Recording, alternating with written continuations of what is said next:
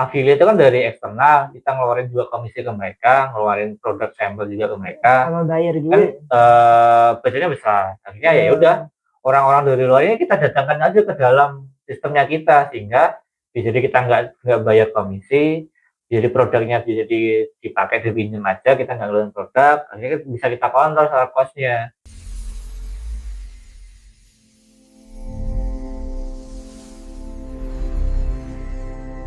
Oke, Assalamualaikum warahmatullahi wabarakatuh.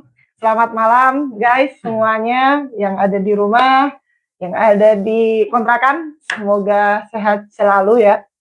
Kali ini kita masuk ke episode kedua dari Dewa Citara Project. Kami mengingatkan lagi kalau kami adalah Satya Laksana, yang dimana Satya Laksana adalah akademi bisnis yang khusus untuk mencetak para pembisnis-pembisnis yang akan sukses di masa depan, dan visi kami adalah membangun masjid di seluruh dunia. Diharapkan para pebisnis ini tidak hanya jago dalam berbisnis, tapi jago dalam memimpin, juga jago dalam beragama. Begitu. Untuk saat ini kami lagi kedatangan yang namanya para juara, dan berhubung sekarang tema dari podcast saat ini adalah bocoran dapur strategi marketing para juara. Kami undang juaranya langsung malam ini. Selamat malam Mas Ehsan. Selamat malam. Bagaimana kabarnya Mas Ehsan? Sehat, alhamdulillah. Gimana dari pelatihan kemarin? Alhamdulillah seru, oke, lancar juga, banyak hal-hal yang baru, temuan yang oke juga kayaknya.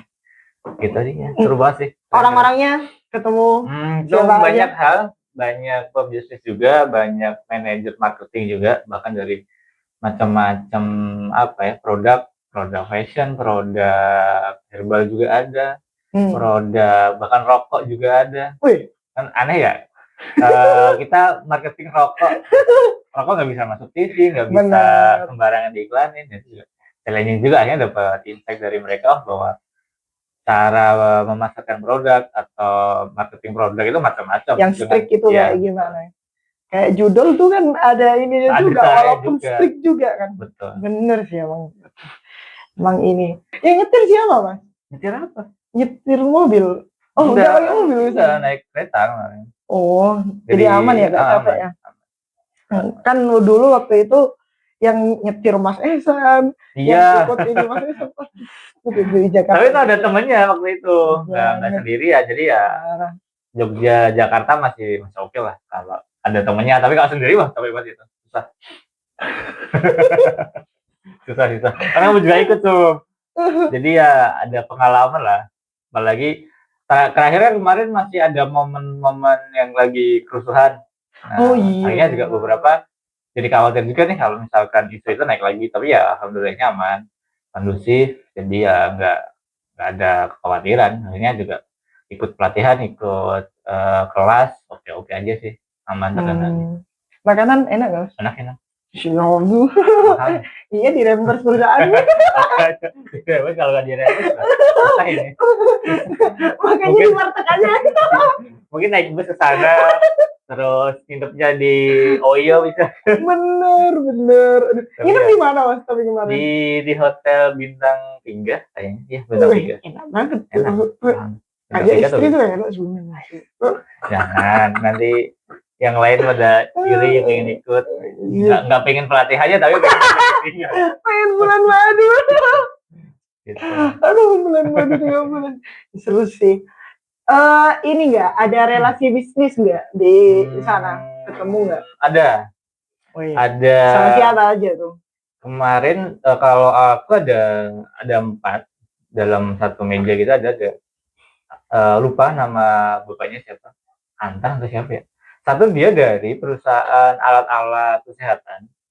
Alat kesehatan bisa jadi misalkan suntik, terus macam alat-alat cek darah, cek kolesterol.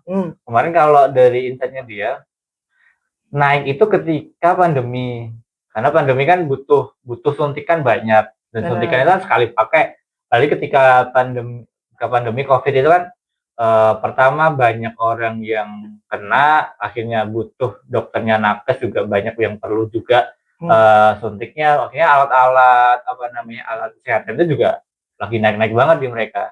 Akhirnya ya untung besar. Tapi challenge sekarang adalah pemainnya jadi udah banyak alat kesehatan ini. Akhirnya mereka nggak hanya langsung jual ke retail, tapi sekarang mereka fokusnya adalah B2B atau bahkan B2C untuk sekarang aktivitas perusahaan. Jadi kalau langsung dijual di apotek juga jadi nggak banyak yang beli. Akhirnya ya kerjasama dengan pemerintah, dengan swasta gitu. Akhirnya ya itu naik. Ada juga yang dari rokok sih yang seru. Ternyata ada rokok itu rokok herbal. Sangat segmentenya masuk ke santri. Tapi ada juga rokok itu yang kalau Sarna ada BHS yang premium, yang segmented yang mahal. Nah, rokok juga ada harganya berapa? Ratusan ribu satu bungkus saja. Dan dan unik juga cara mengiklaninya, cara marketing juga oke. Cara mengiklaninya mereka marketingnya adalah dengan personal branding dari pemilik pondok. Parah sih.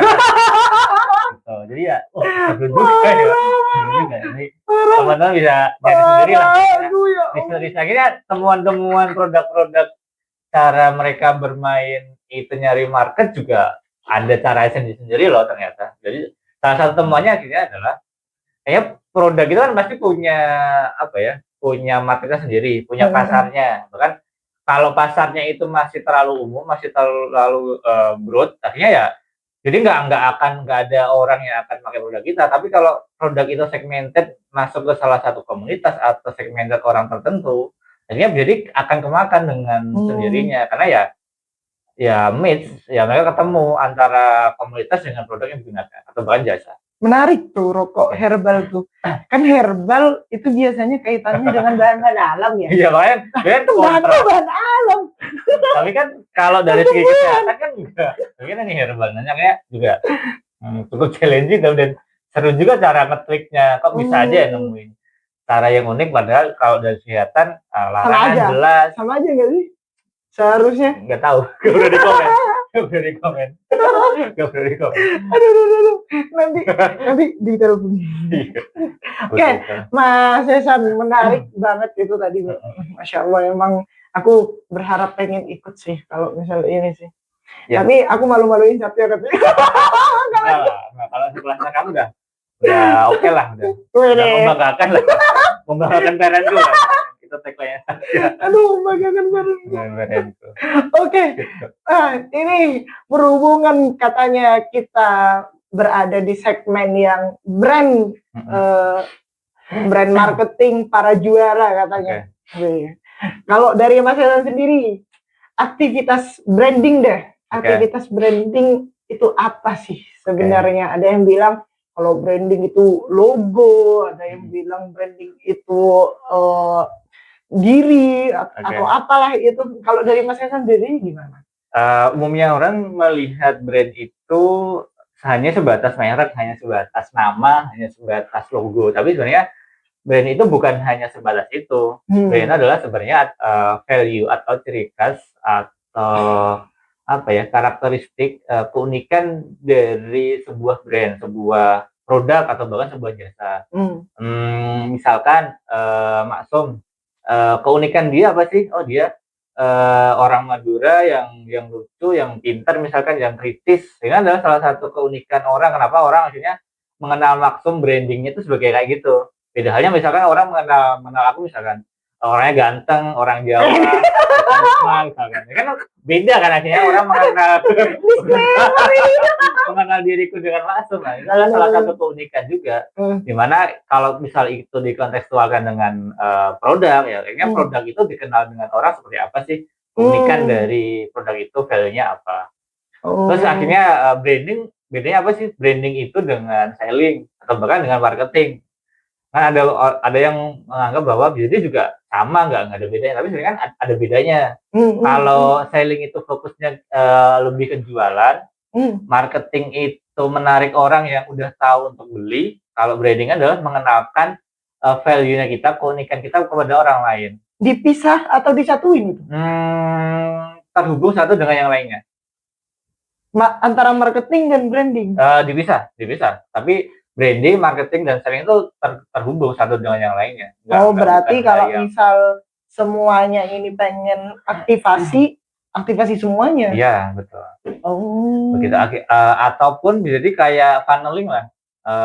Misalkan anggaplah berbisnis itu kan nggak hanya kita pengen dapat pahala, enggak dong. Benar. Misal kita jualan produk atau jualan jasa kan nggak kayaknya udah aku pengen dapat pahala, pengen bantu orang. Oke, itu juga salah satu value. Tapi kan berbisnis itu juga kita bertujuan. Tujuan itu kan kalau dari bahasa Cinanya kan duit, dapat keuntungan lah. Akhirnya cuan itu kira-kira kita bisa dapat cuan dari apa sih? Pertama dari transaksi. Ketika ada transaksi itu kan semacam kita menukar barang dengan barang, barang dengan jasa, barang dengan barang, misalkan uang dengan uang, tapi bukan uang dengan tambahan nominal ya. Kalau uang dengan uang tapi ada iming-iming tambahan nominal kan jadinya kayak riba. Kalau di kita kan dilarang, dan bahkan kalau di Sata pun juga nggak diperbolehkan kita bahkan masuk ke riba. Akhirnya juga itu juga jadi salah satunya. Akhirnya dari bisnis mendatangkan cuan, cuannya itu datangnya adalah dari transaksi. Transaksi itu datangnya dari apa sih sebenarnya?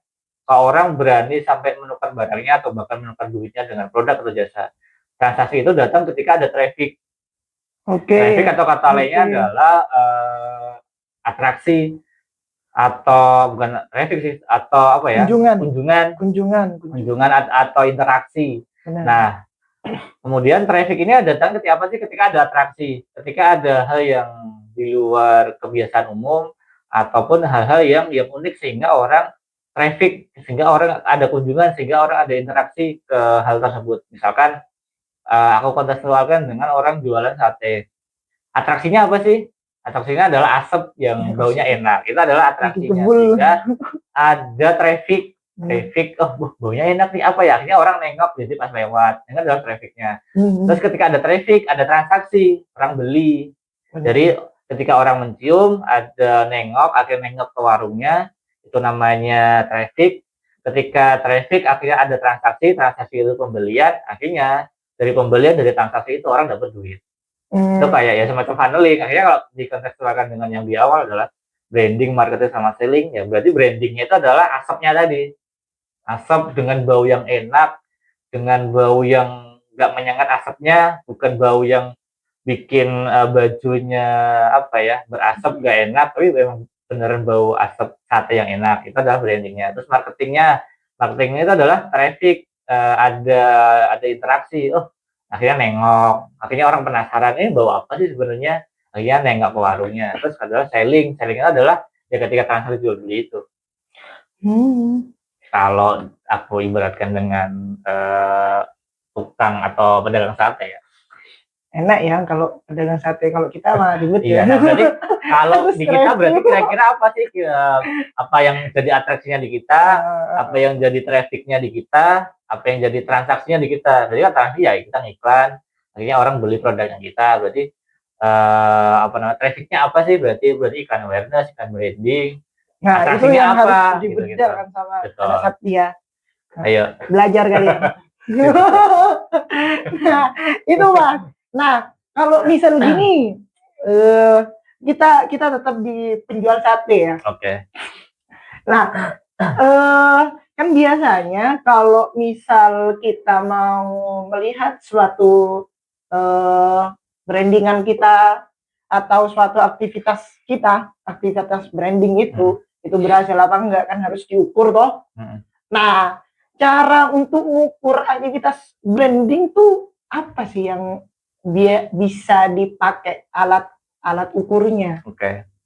Kan bingung tuh kalau misal pedagang sate ya yang datang terus yang konversi kan juga ketika mungkin kita masuk ke marketplace itu mungkin masih lihat review kan, masa kalau pedagang sate kan masih dilihat ini babi apa kan enggak kan. Nah intinya alat ukurnya Mas. Alat ukurnya gimana? Alat ukurnya macam-macam, bahkan masing-masing marketer punya caranya sendiri. Kalau di kita bisnis digital, bisnis produk yang sekarang masih kebanyakan di online, walaupun kita juga akan masuk ke offline, cara gampangnya adalah ngecek biaya akuisisi yang murah. Gitu. CPA ya kalau CPA. metriknya. Betul, karena ya jadi CPA itu adalah pertama secara ketersebaran produk atau branding produknya udah banyak, artinya kita nggak perlu bersusah payah untuk nge-push budget besar, nge-push konten-konten yang bagus, nge-push dengan atraksi-atraksi yang banyak, karena juga kita menyebar sedikit dengan biaya yang kecil, akhirnya nggak harus kecil, bahkan besar, tapi biaya akuisisinya itu murah, akhirnya kan branding itu udah oke, akhirnya orang udah kenal produk kita, udah tahu karakteristiknya produk kita, udah tahu value dari produk itu tuh apa. Nah, kan tapi biaya akuisisi ini enggak sih, Mas? Kan biaya akuisisi itu koreksi ya, Mas, kalau misalnya ini cost dibanding akuisisi. Akuisisi berarti kan konversi yang dihasilkan. Nah, itu kan akhirnya ke pembelian. Nah, yang atraksi tadi mana, Mas? Berarti ngitung di atraksinya sebenarnya ya, bukan benar. Tapi sebenarnya kan antara branding, marketing, dan saling itu berterkaitan, jadi nggak bukan terpisah sendiri. Tapi kalau misalnya hanya ngitung atraksinya, ya tergantung atraksinya apa. Misal kalau kita atraksinya itu di media sosial, berarti biaya cost per view-nya sangat murah. Biaya untuk persebaran, ya betul, sangat murah. Misal bisa Rp1 atau bahkan di bawah Rp1 itu sangat murah sekali bahkan. Jadi itu bisa juga jadi tolak ukur di kita, atau bahkan lewat survei, misalkan kita survei random nyari 20 orang, nanya misal tahu nggak produk-produk mom and baby, misalkan produk-produk mom and baby apa yang paling top of mind di kalian, misal disebutin apa, nah, dan kita sampai disebutin atau enggak. Jadi kalau nggak disebutin, itu jadi secara keterkenalan atau branding dari produk kita belum sampai masuk ke mereka. Itu bisa lewat survei. Artinya branding itu atau bahkan aku bisa ibaratkan kayak semacam dalam kategorinya, misal kategori podcast. Podcast kan ada macam-macam ya. Ada podcast yang terkait isu-isu artis, ada podcast yang terkait UMKM, ada podcast yang ngobrol santai lucu-lucu aja, ngobrol di warung, ada podcast yang edukasi tentang ibu dan anak. Itu kan juga beda-beda. Akhirnya misalkan branding itu kayak aku ibaratkan semacam locker lemari buat ngisi-ngisi barang. Itu kan podcast, tapi podcast yang misalkan tentang UMKM, akhirnya top of mind-nya adalah kasih solusi. Itu adalah kalau kita harus menang sebagai brandingnya di situ. Terus misalkan podcast terkait isu-isu artis, ada Denny Sumargo misalkan. Terus podcast terkait ngobrol santai lucu di warung kopi, ada PWK. Ini bisa pesan Indomie nggak sih? Nggak bisa ya? Ini katanya apa mie spesial ya? Nggak bisa ya? Nah, kayak gitulah kurang lebih kalau misalkan diberikan kira-kira di produknya kita, kalau secara branding itu sebenarnya kita pengen masuk di mom and baby, tapi yang apa? Jadi nggak hanya mom and baby aja, tapi yang mom and baby yang fokus di kecerdasan misalkan, mom and baby yang fokus di motorik anak misalkan, atau apa. Akhirnya orang sangat mengenal kalau kita hanya masuk dalam kategori saja. Akhirnya ya dalam kategori itu tuh udah red ocean, udah merah sekali, udah banyak brand yang masuk di sana. Ya nggak muncul value-nya, nggak muncul keunikannya dari kita. Akhirnya kita harus nambah atau menggabungkan 2 kategori atau bahkan 3 kategori, sehingga orang mengenal kalau misal dia kategorinya mom and baby yang kecerdasan, yang buat anak umur 1 tahun sampai 3 tahun misalnya. Artinya ketika disebutin itu spesifiknya ya di brandnya kita. Jadi diturunkan gitu ya, segmented banget gitu. Kayak misal Indomie kan ini tidak endorse ya. Tapi kalau mau ngirim 1 truk kita Indomie kan brandingnya sebagai mie instan. Kan biasa cuma mie instan general. Banyak mie instan juga sama-sama mie juga. Tapi dia akhirnya untuk melakukan kayak ekspansi, kayak nanti segmented, dia ngeluarin premium lah, dia ngeluarin varian Aceh, varian apa rendang, gitu. Betul. Itu sama kayak gitu. Iya, sama. Oh, alah. Menarik sih. Memang. Jadi memang segmented per sekarang, bahkan kalau kita ini terkait target audiens ya, terkait persona orang yang mau pakai produknya kita ya. Kalau kita hanya nyasar orang yang umum, misalnya kita nyasar hanya ibu-ibu aja. Jadi ibu-ibu ada banyak ya. Ibu-ibu yang kayak apa sih yang sebenarnya kita sasar?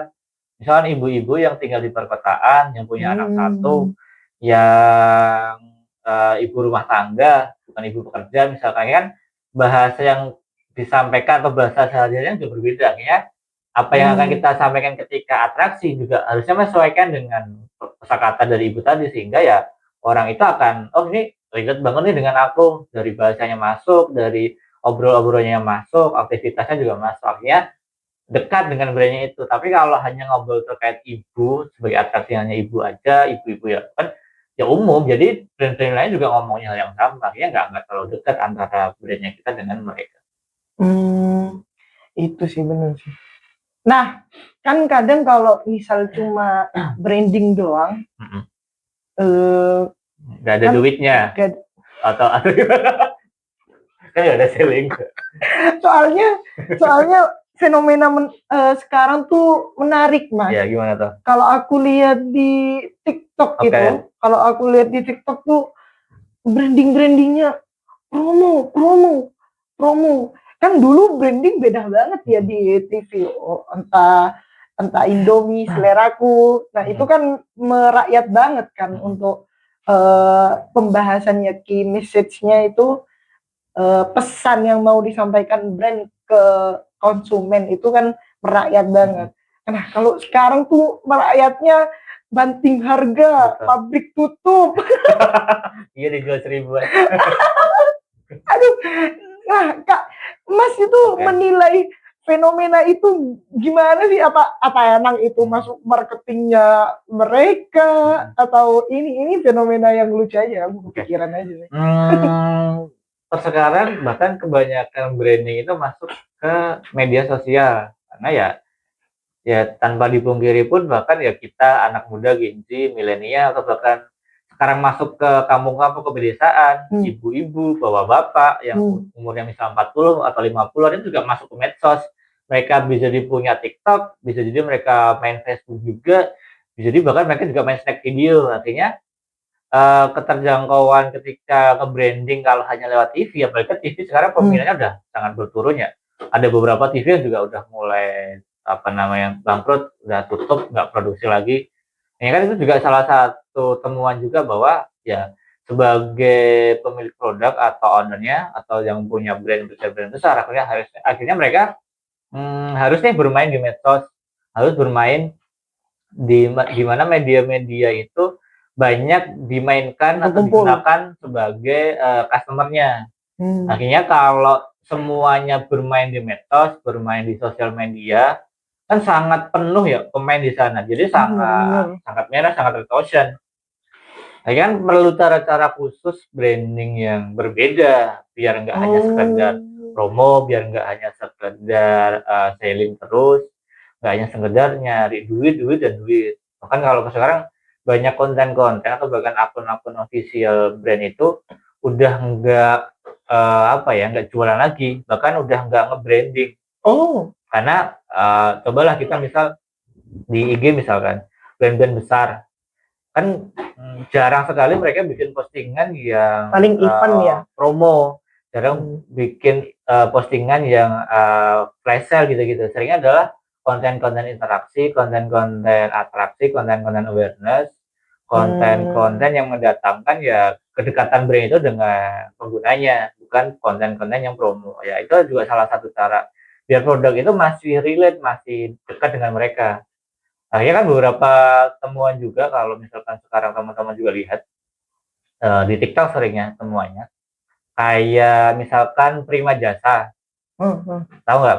Nanti kita cari aja, ada bapak-bapak kondektur atau supir bus, salah satu PO bus di Jakarta itu juga kontennya itu juga dengan cara-cara yang unik buat kontennya, sehingga nggak hanya terkesan selling, oh aku PO bus loh, kayak ayo dong pesan bus di tempatku dari Tanjung Priok ke Bandung, itu nggak yang seperti itu, tapi mereka dengan cara-cara yang unik dan menggelitik sehingga mendatangkan banyak engagement, itu salah satunya. Terus ada juga fried chicken, orang yang jualan UMKM Iya, di ya. Sebagai ini ya, ya sebagai apa deh, sebagai pembeli pembeli dia sebagai ini ya. pembeli. Terus ada juga macam-macam konten yang oke juga. Ini salah satu cara-cara juga yang digunakan pemilik brand, owner, atau bahkan tim marketingnya untuk mengenalkan produknya dengan marketnya, dengan audiensnya di sosmed. Jadi nggak hanya sebatas promo aja. Itu salah satu Hmm, caranya. Jadi biar dia yang nggak monoton, karena kalau dengan cara-cara yang lama jadi monoton, orang-orang hanya itu aja. Dan orang kan udah mulai bosan juga dengan konten-konten yang lama. Begitu. hmm. Tapi masalahnya yang Hmm. promo-promo itu engagement-nya gede loh mas. Kalau Yang apa? misal yang promo banting harga, Oh. terus entah itu tutup Hmm. pabrik lah, itu Oke. engagement-nya gede, yang masuk ke live itu gede, konversinya itu, videonya itu jadi top. Hmm. Nah, anehnya itu, kenapa yang video-video edukasi, consideration Hmm. itu gak naik gitu? Iya. Apa emang dari persona profil dari pengguna TikTok ini memang impulsif, apa impulsif, kok impulsif ya? Pengen Apa?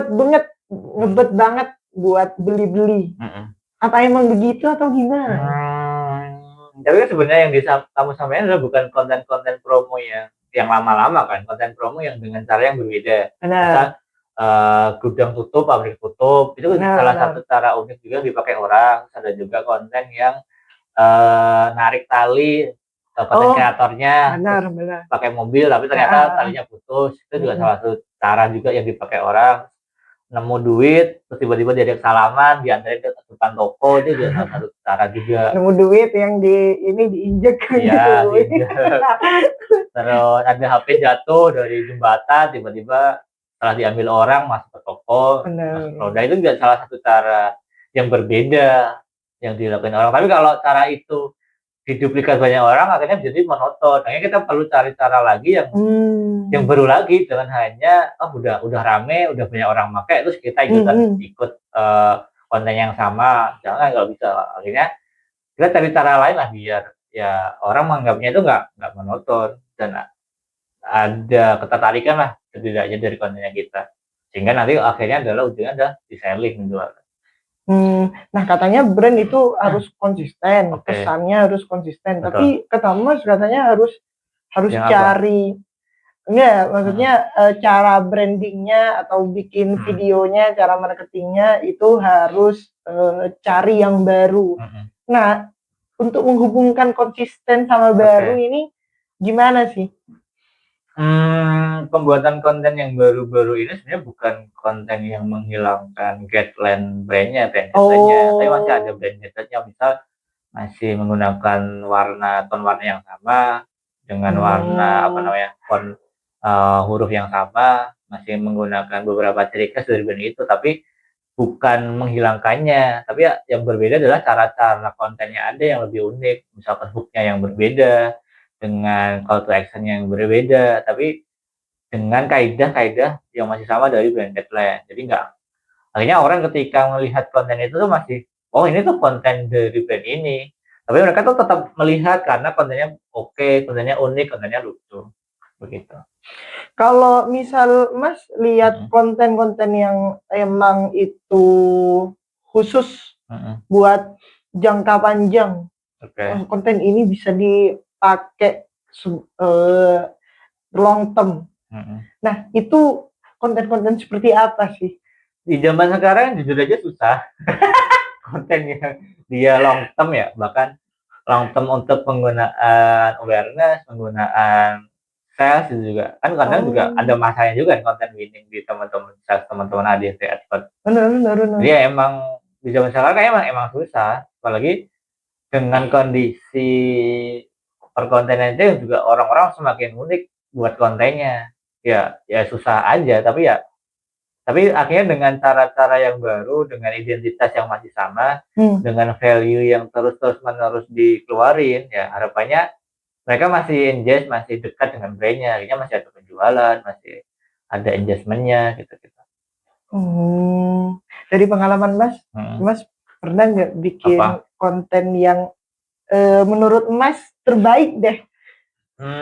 Kalau aku pribadi belum, tapi dari tim.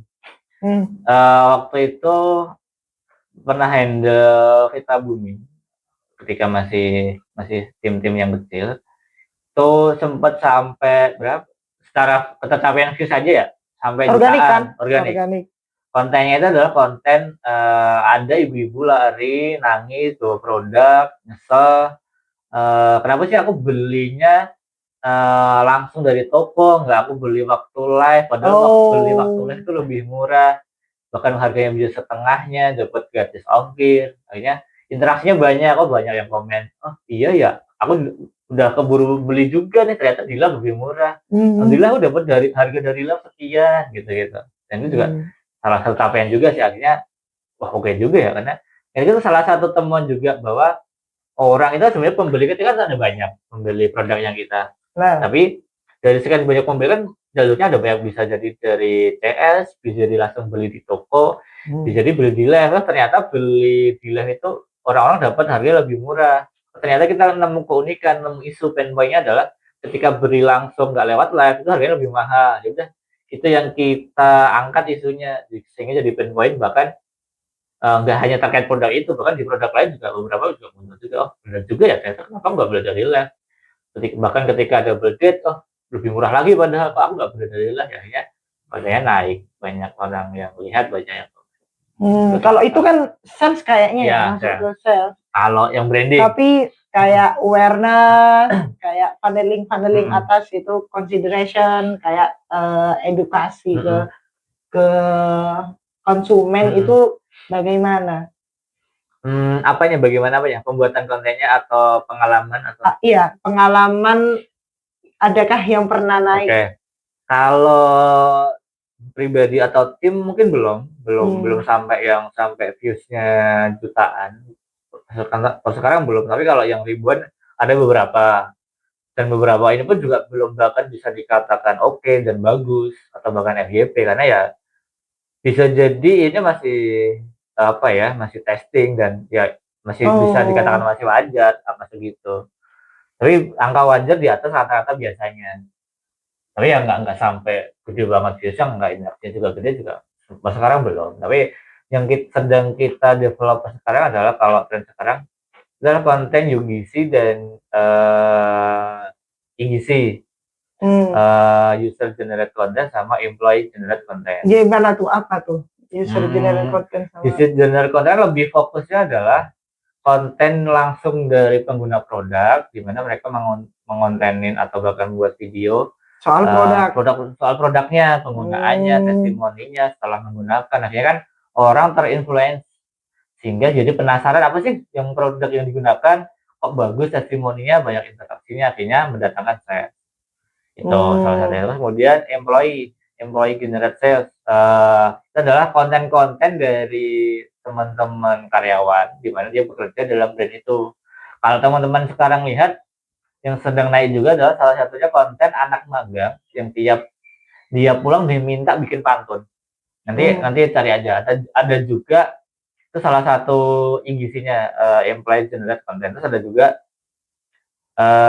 konten dia barista, cewek, terus dia kayaknya lagi magang, anaknya foundernya atau anaknya ownernya, dia ngomongnya pakai lagi, you mau beli apa gitu. Jadi Indo lagi, berarti kan itu salah satu yang naik juga, POV dari karyawan yang ngonten gitu. Terus ada juga macam-macam lah, bahkan juga fried chicken ini adalah salah satu konten yang IGC dari kasirnya ketika ngelayanin pembeli.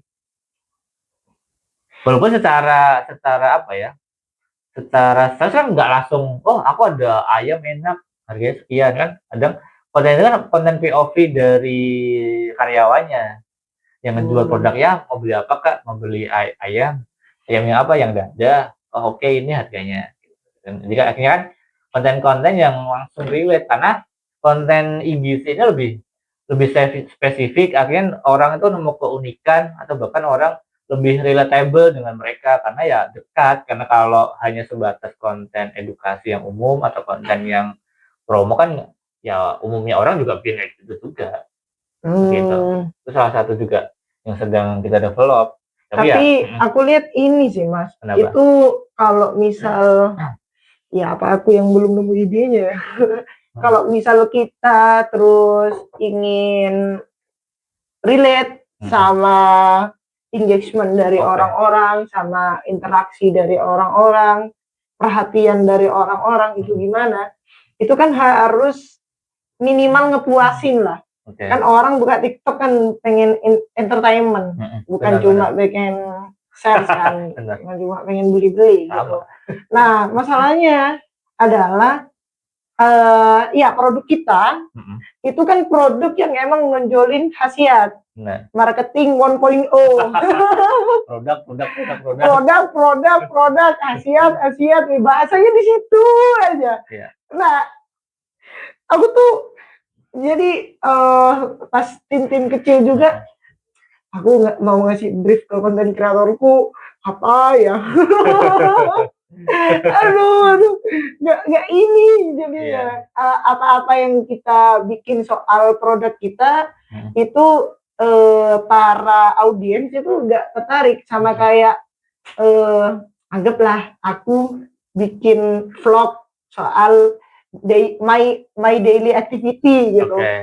Nah, yang bikin konten itu bisa gagal, vlogku bisa gagal adalah aku nggak memperhatikan pertama siapa sih aku, yang kedua siapa yang mau nonton daily activity-ku. Nah, itu paling pertanyaan itu sih yang mungkin bisa diterapin ke konten kita, edukasi kita gitu. Maksudnya misal nih apa sih produk kita, terus emang kita butuh banget sama produk kita gitu. Nah, ataukah nanti pesannya itu emang harus mengarahkan konsumen itu butuh banget atau gimana? Nah, itu gimana Mas? Ya agak panjang sih. Tapi aku nangkep poinnya sih. Jadi ya benar. Kita buka sosmed, buka Instagram, buka TikTok, buka YouTube kan salah satu tujuan utamanya adalah entertain. Kita pengen dapat hiburan, pengen pengen scroll aja kan. Pengen dapat scroll. Tapi ketika ada konten sales, seringnya kita skip ya. Kita scroll lagi. Kenapa sih nggak pengen dapat ini kok tiba-tiba muncul. Nah, itulah salah satu kenapa kita tuh kayak harus juga memperhatikan bahwa orang itu sekarang nggak hanya mau disodorin konten sales terus loh, bahwa mereka tuh juga perlu konten-konten yang edukasi, konten-konten yang entertain, konten-konten dengan cara-cara yang berbeda, nggak hanya konten-konten yang iklan, konten sales lah, untuk ayo dong beli, nggak hanya itu aja.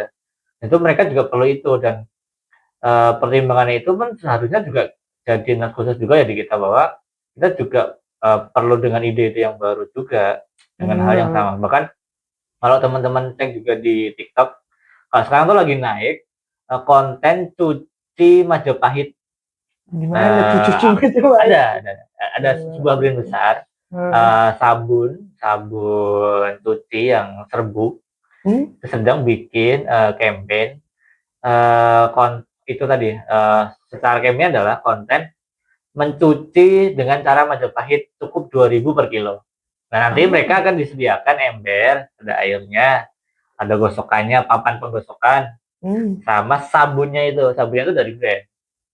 Jadi ada ibu-ibu, terus akhirnya ada UPC lain atau fake user lain yang datang, tetangganya datang menasar, emang beneran 2.000 bisa cuci 1 kilo dapat sabun, beneran. Terus ada juga pasangan baru yang penasaran karena bisa sih 2.000 ya.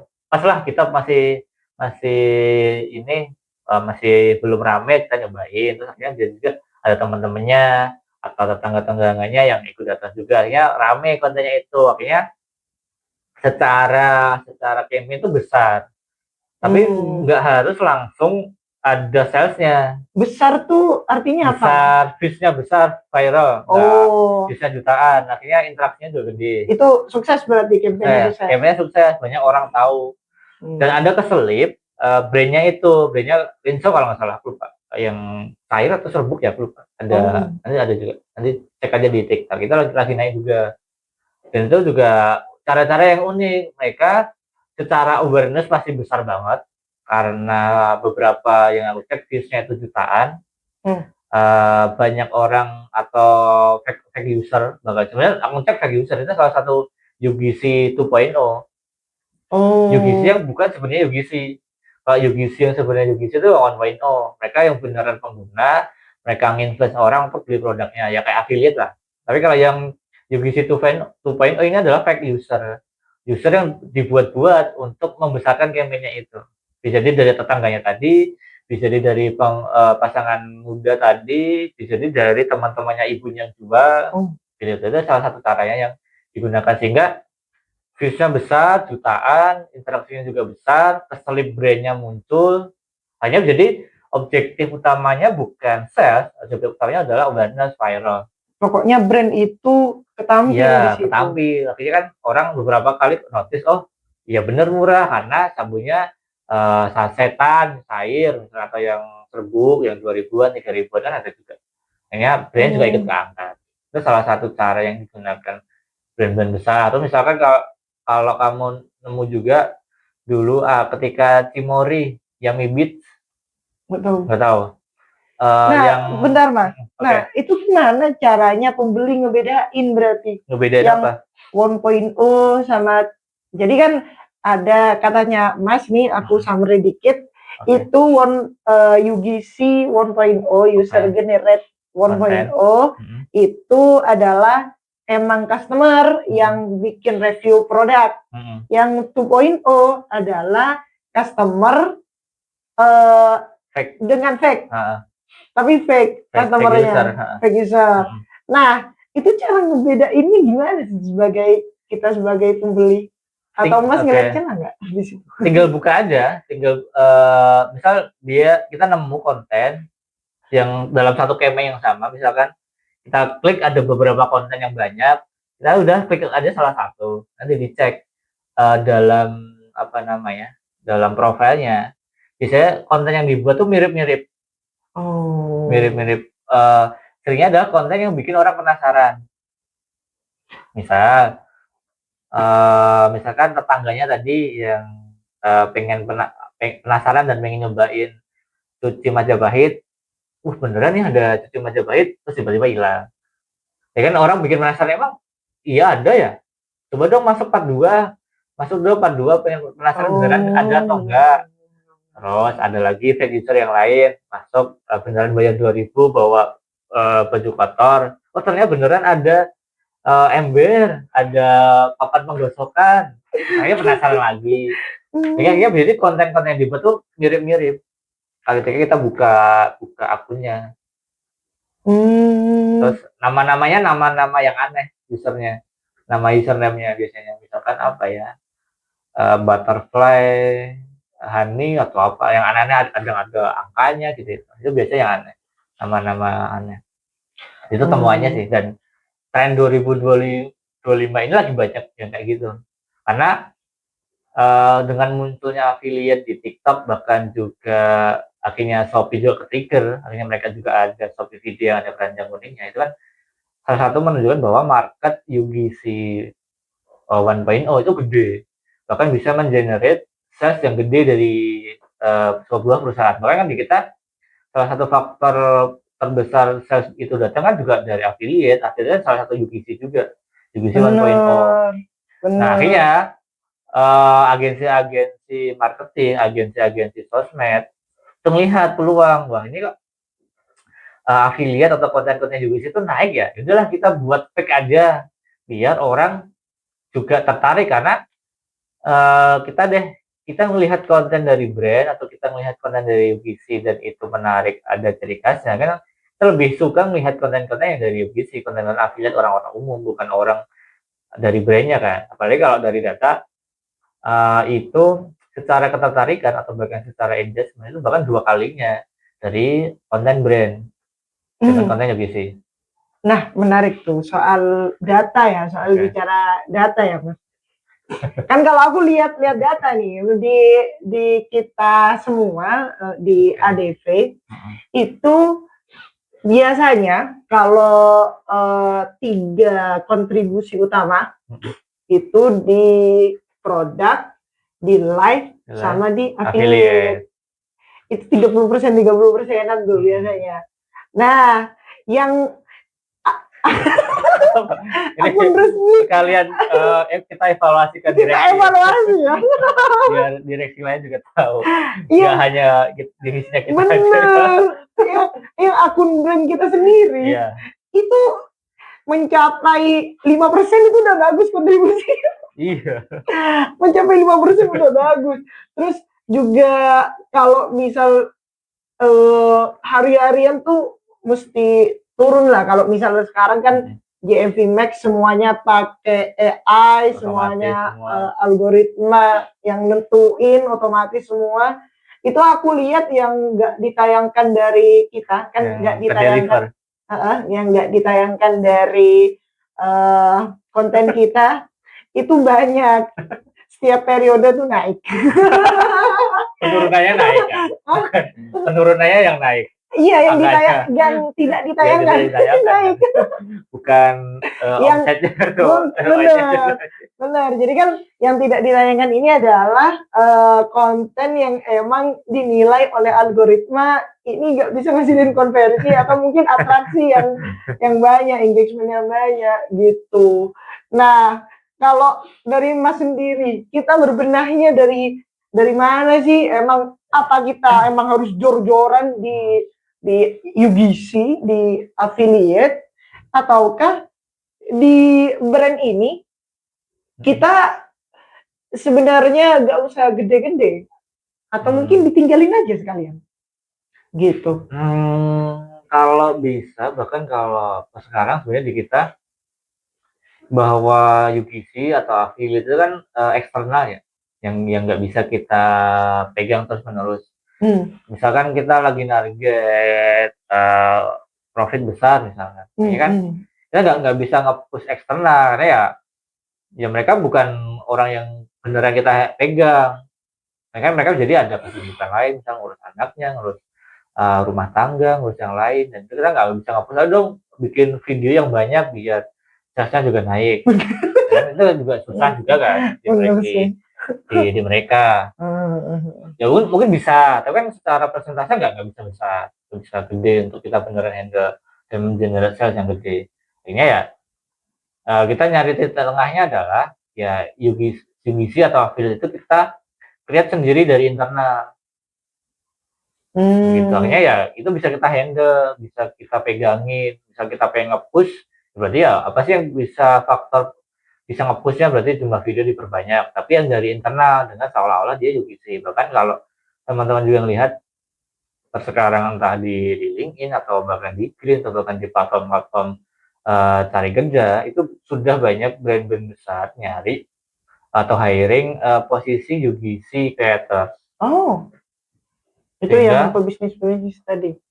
Ya, akhirnya ya mereka daripada karena kan kalau affiliate itu kan dari eksternal, kita ngeluarin juga komisi ke mereka, ngeluarin produk sampel juga ke mereka, sama bayar juga kan budgetnya besar. Akhirnya ya udah orang-orang dari luar ini kita datangkan aja ke dalam sistemnya kita, sehingga jadi kita nggak bayar komisi, jadi produknya bisa dipakai dipinjam aja, kita nggak ngeluarin produk, akhirnya bisa kita kontrol soal cost-nya. Jadi kita hanya membayar cost atas bulanannya aja, jadi nggak membayar cost komisi dan lain-lain. Akhirnya ya itu lebih kejaga dari kita begitu, sehingga ya faktor-faktor eksternal kenapa besar itu bukan suatu hal yang mengkhawatirkan ke depan harapannya. Jadi ya biar ya kita juga naik, walaupun secara internal akun official itu nggak gede-gede banget ya, harapannya ke backup dengan adanya UGC itu kan. Secara branding, marketing, selling juga Dapet di Dapat. UGC. Benar, dan itu kita pegang semua.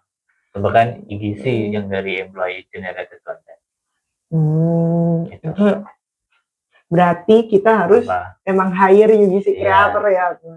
Ya direksi. Kita harus hire gitu. Aduh ya Allah.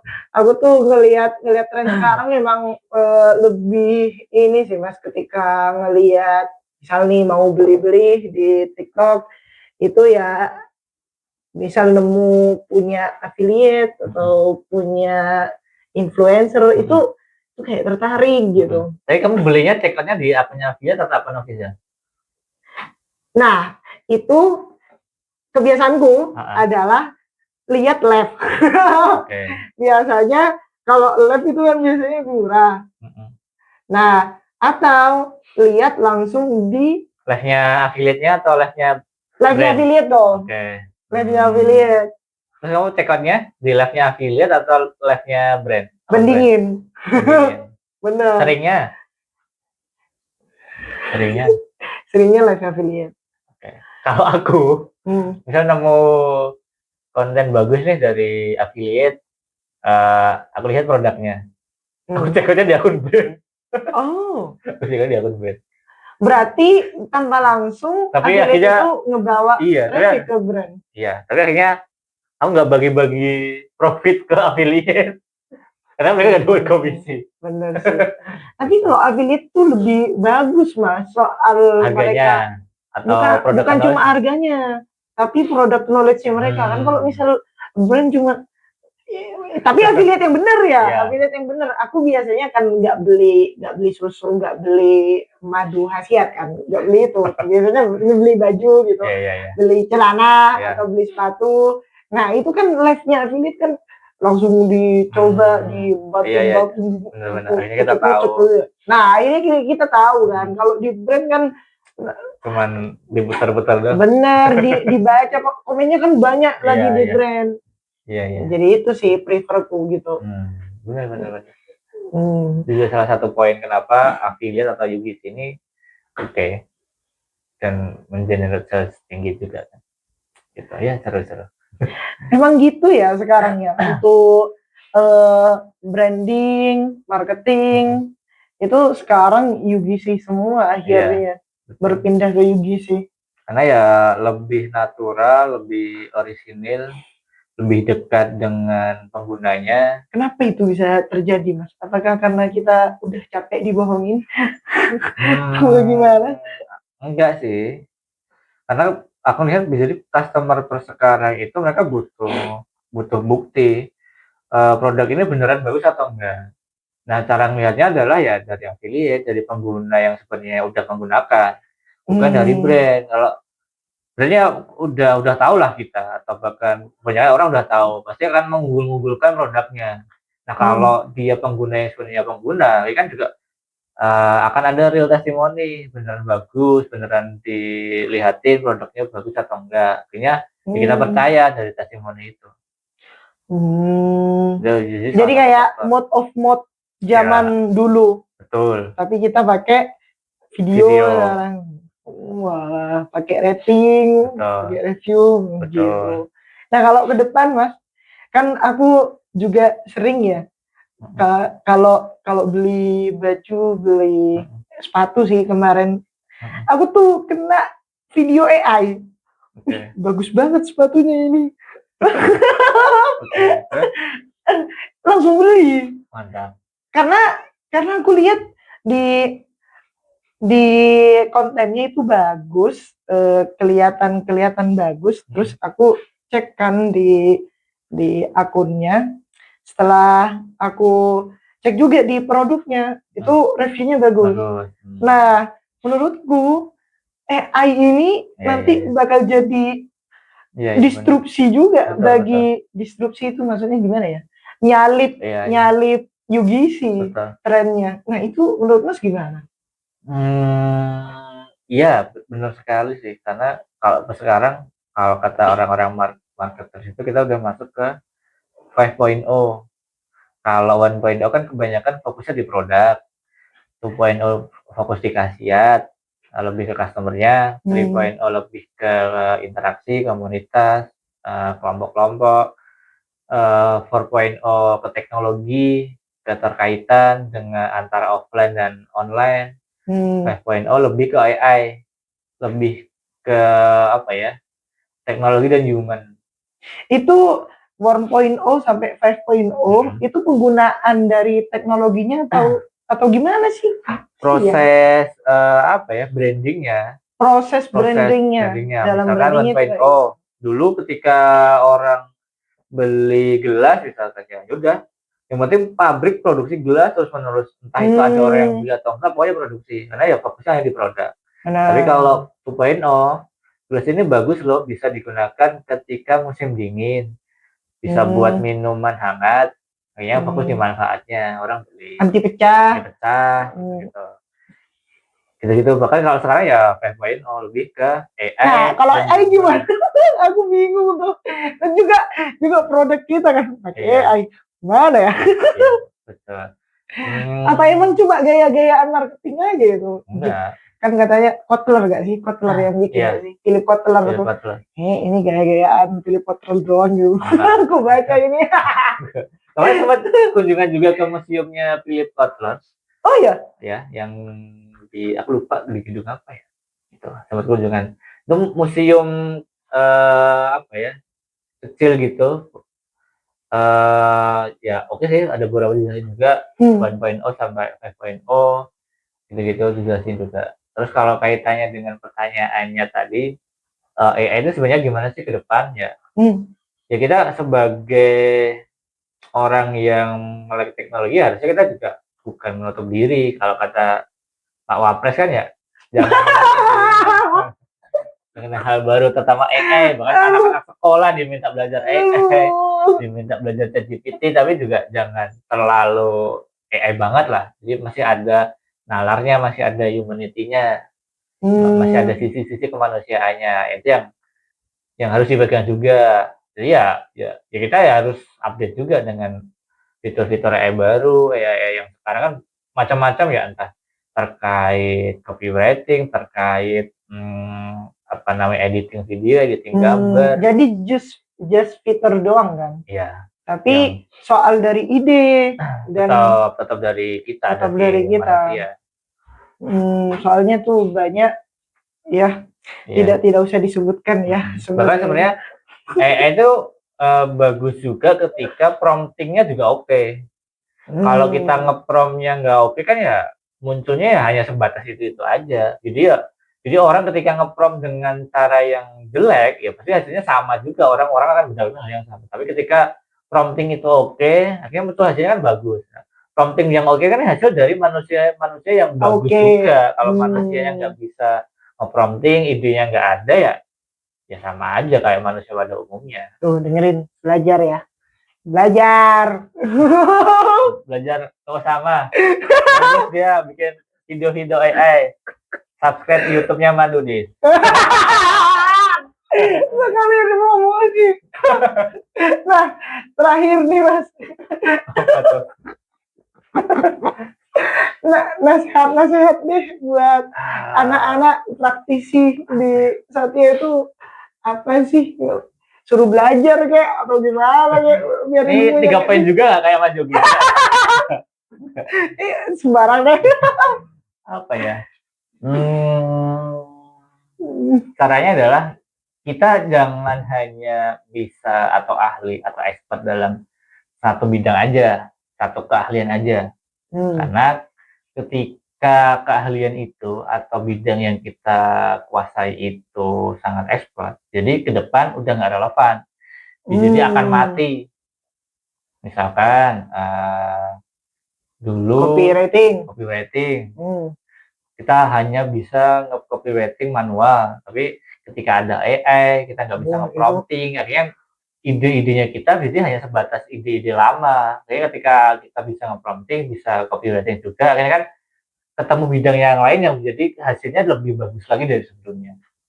Itu salah satunya. Jadi misal kita jago nih di iklan Meta, terus sekarang kan iklan Meta jadi udah banyak orang yang bisa juga, akhirnya secara kompetisi kompetitor banyak orang yang sama-sama juga bisa. Akhirnya Bener. ketika kita nggak bisa cepas, kita nggak bisa ngiklan di TikTok, kita hanya bisa di Meta. Jadi ketika Meta itu mati, nggak diiklanin lagi, akhirnya ya kita mati dengan keahlian kita yang hanya satu. Harapannya kita bisa juga atau kita tahu lah dengan bidang-bidang yang lain yang belum kita tahu.